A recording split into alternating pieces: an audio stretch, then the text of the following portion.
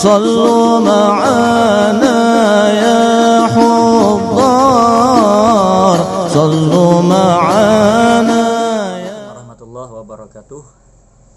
Alhamdulillah wassalatu wassalamu ala rasulillah wa ba'du.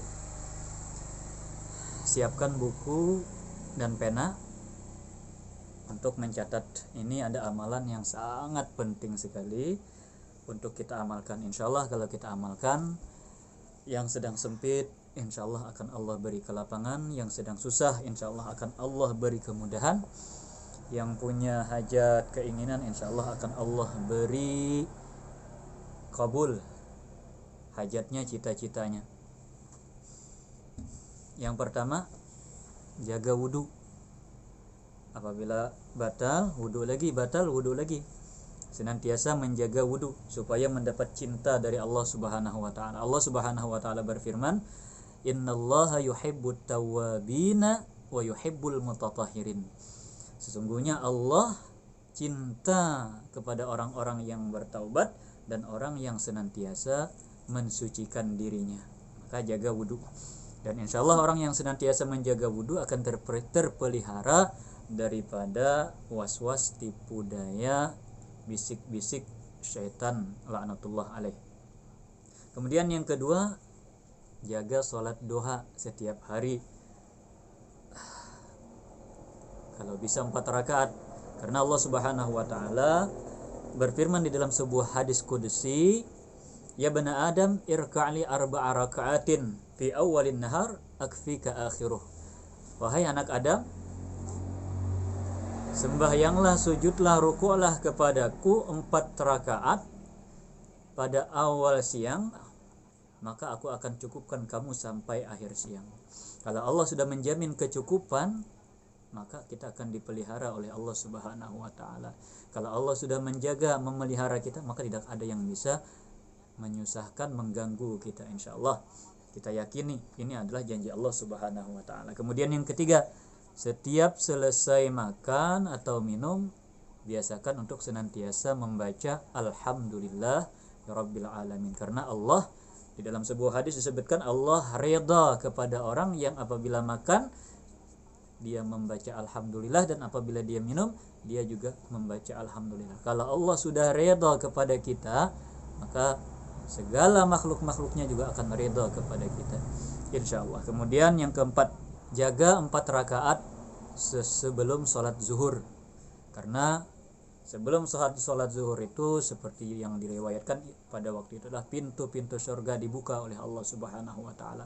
Maka jaga dan biasakan untuk senantiasa sembahyang qabliyah zuhur 4 rakaat. Kemudian yang kelima, sesudah sholat asar rutinkan untuk membaca bismillahilladzi la yadurru ma'asmihi syai'un fil ardi wala fis sama wa huwas samiul alim, minimal 3 kali. Kemudian sebelum tenggelam matahari, perbanyaklah baca zikir, terutama tasbih dan tahmid, karena itu adalah kunci segala kemudahan untuk membuka segala pintu-pintu rahmat dari Allah Subhanahu wa taala. Allah Subhanahu wa taala berfirman ketika Nabi sallallahu alaihi wasallam mengadu atas keluh kesah beliau, masalah-masalah beliau, di dalam Al-Qur'an Allah berfirman, "Walaqad na'lamu annaka yadhiqu sadruka bima yaqulun fasabbih bihamdi rabbika wa kum minas sajidin." Sungguh kami telah mengetahui bahwasanya hatimu sempit atas apa yang mereka katakan kepadamu, cercaan, hinaan dan sebagainya. Itu membuat hati Nabi sedikit merasa tidak nyaman. Maka kata Allah, fasabbih bihamdi rabbika. Nah, ini amalannya. Ketika hati merasa sempit, perbanyaklah ucap tasbih dan tahmid kepada Allah Subhanahu wa ta'ala. Wa kum minas sajidin, dan perbanyaklah sujud. Jadilah kamu termasuk orang-orang yang rajin sujud kepada Allah Subhanahu wa ta'ala. Kemudian yang ketujuh, ba'dal maghrib, setelah salat maghrib sampai isya, kita jaga untuk beribadah kepada Allah Subhanahu wa ta'ala. Baik itu dengan membaca Al-Quran, atau berzikir, atau bertasbih, atau bersolawat, atau mengajar mengaji, atau sholat sunnah dan sebagainya, atau doa dan wirid-wirid yang lainnya. Yang penting antara maghrib dan isya ini kita jaga untuk kita isi dengan ibadah-ibadah sunnah, dan insya Allah pada waktu itu adalah waktu yang sangat berkah untuk beramal atau melaksanakan amaliyah-amaliyah. Kemudian yang ke-8, senantiasa menjaga sedekah setiap hari. Kalau tidak bisa sedekah dengan duit, sedekah dengan senyuman. Tidak bisa dengan senyuman, dengan kata-kata yang baik, atau bahkan dengan menjauhkan duri atau paku dari jalan. Yang punya ilmu sedekah dengan ilmu, yang punya pikiran baik sedekah dengan pikiran yang baik, yang punya HP mungkin sedekahnya dengan men-share konten-konten yang baik, atau bacaan-bacaan yang baik kepada kawan-kawan. Itu juga bagian daripada sedekah. Perbanyak sedekah setiap hari, karena sedekah itu juga salah satu pintu keberkahan, pintu rahmat Allah Subhanahu wa taala. Allah senang dengan orang-orang yang suka bersedekah. Kemudian yang ke-9, selalu membaca doa kafaratul majlis setiap selesai mengaji, selesai belajar, selesai majelis ilmu, majelis zikir, dan majelis-majelis umpamanya. Karena itu akan membuat kita mendapatkan ampunan dari Allah Subhanahu wa taala. Orang yang mendapatkan ampunan dari Allah, insya Allah akan mendapatkan banyak kemudahan. Karena kebanyakan berbagai macam kesusahan yang kita jalani, yang kita hadapi dalam hidup ini, sebagian besarnya adalah dikarenakan banyaknya dosa-dosa yang kita lakukan.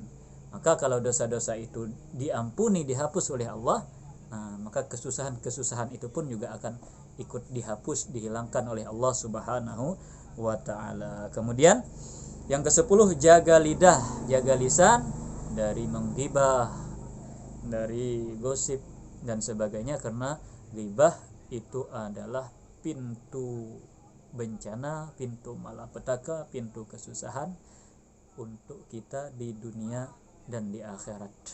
Jaga lidah. Kemudian yang ke-11, usahakan senantiasa amalkan salat witir sebelum tidur. Salat witir, karena itu adalah wasiat dari baginda kita Nabi besar Muhammad sallallahu alaihi wasallam. Nabi mewasiatkan, kalau itu wasiat dari Nabi, pasti itu ada kebaikan untuk kita. Yang ke-12, rutinkan membaca 2 ayat terakhir daripada surah Al-Baqarah setiap malam. Karena Nabi sallallahu alaihi wasallam bersabda, "Man qara'aha fi lailatin kafatah." Siapa saja membaca 2 ayat terakhir surah Al-Baqarah pada malam hari, maka Allah akan memberikan kecukupan bagi orang tersebut. Allah jaga, Allah pelihara, Allah cukupkan segala hajat dan kebutuhannya. Kemudian yang ke-13, yang terakhir, kita senantiasa melazimkan membaca zikir-zikir dan wirid-wirid yang diajarkan oleh Nabi sallallahu alaihi wasallam, baik itu zikir pagi dan petang, baik itu zikir dan wirid sesudah sembahyang, baik itu zikir doa sebelum tidur, atau sebelum makan, sesudah makan, atau mau masuk WC, sesudah keluar WC, mau berpakaian dan seterusnya. Kita biasakan untuk membaca wirid-wirid dan zikir-zikir tersebut. Nah, inilah 13 nasihat, wasiat yang diwasiatkan oleh baginda kita Nabi besar Muhammad sallallahu alaihi wasallam. Mudah-mudahan kita bisa mengamalkannya. Insyaallah kalau kita bisa mengamalkannya, tidak bisa mengamalkan seluruhnya, kita amalkan sebagiannya. Tidak bisa sebagiannya, ya harus bisa, yang tidak bisa. Kalau tidak bisa sebagiannya, seluruhnya kita kerjakan.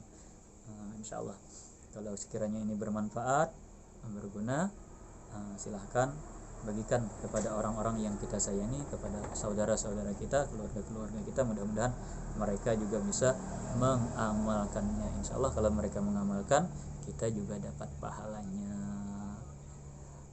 Subhanakallahumma wa bihamdika asyhadu an la ilaha illa anta astaghfiruka wa atubu ilaik. Assalamualaikum warahmatullahi wabarakatuh.